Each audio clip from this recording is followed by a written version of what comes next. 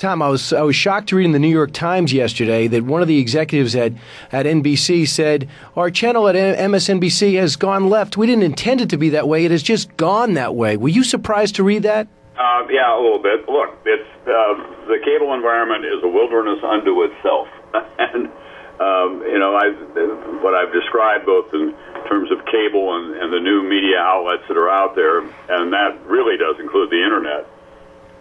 It's the second Big Bang. We had the physical universe formed by the first Big Bang. Now we've got this other Big Bang that we're just getting underway on. We're trying to figure out which planets will support life, which ones will drift too close to the sun, what is the meaning of new life forms that are taking place. And we're a long way from having resolved all this. Hey, there's another Big Bang on its way. Is Rosie O'Donnell really going to end up on MSNBC? And how are the shareholders going to deal with that? That's a whole other area. That's not mine. Would you be disappointed to see it happen since you had so much to do with their success? Well, I really don't comment on that. One of the things I do think about all the new media that we have is that you can get a wide range of opinions, and you do get a lot of outrage across the political spectrum.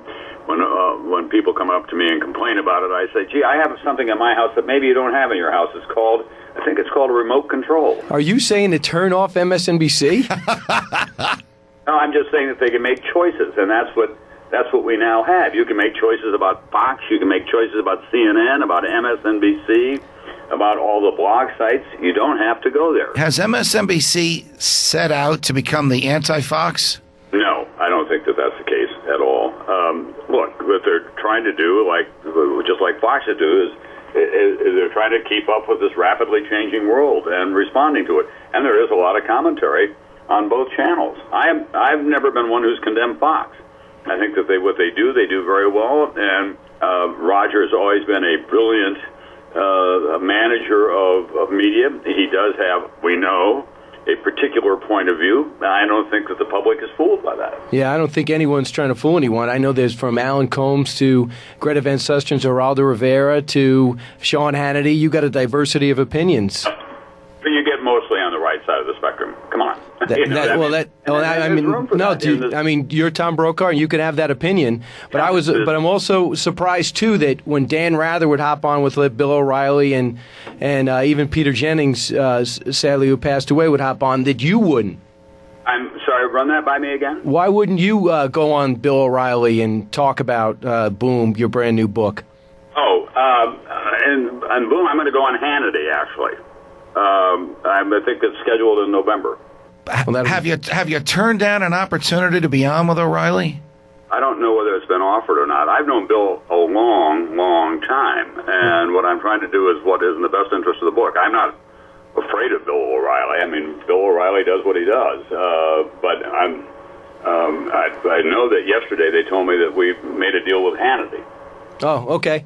Both of them. Also, the other thing is that I'm loyal to my own company, so I'm going to appear on NBC and MSNBC as often as I can. I thought Brian Williams was very funny on Saturday Night Live. Why wouldn't Tom Brokaw do that? he had a series of roles. That must have been tough.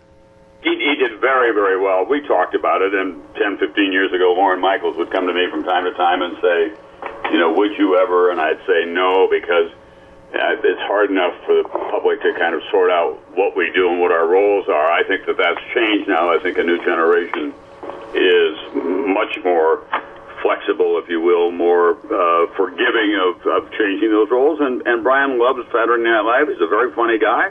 He had a great time. Two real quick last questions. I know you got a busy day. The Greatest Generation's already been labeled. You've already done that. It was a bestseller. What do you label this generation and those in the 60s who feel as though they were the greatest? Well, a number of them do feel that way, and I think what I always say to them, we have to wait a while before we can make that judgment. You're still playing out your role in history. It certainly is one of the most interesting generations, and it is not by any means, it does not have the uniformity of the Greatest Generation. Right. There are so many divisions within this generation, within the boomers. They really cover the gamut, politically, socially, culturally, economically, ethnically, in a way, the Greatest Generation. Right, and you spelled it out so well in the book, and it reads so well. It's a big book, but it just flows. And Tom, lastly, can I just look into your oracle and the future? Do you think in 2 weeks there's going to be a press conference and Rosie O'Donnell will be named the 9 o'clock host? Would they consult you first? And I do know that I'm sure that it'll be fodder for the likes of your broadcast and others as well. I just don't know. That's somebody else's responsibility at NBC. Would you be disappointed, though, if it happened? You keep trying to draw me into that, and guess what? You're not going to. Tom, all right, Tom, we'll let you go. We really appreciate the time. The one and only icon of NBC, Tom Brokaw, author of the new book, Boom, Voices of the 60s, Personal Reflections on the 60s and Today. Tom, thanks very much. Guys. Waiving their right to remain silent. Brian and the Judge on Fox News Talk.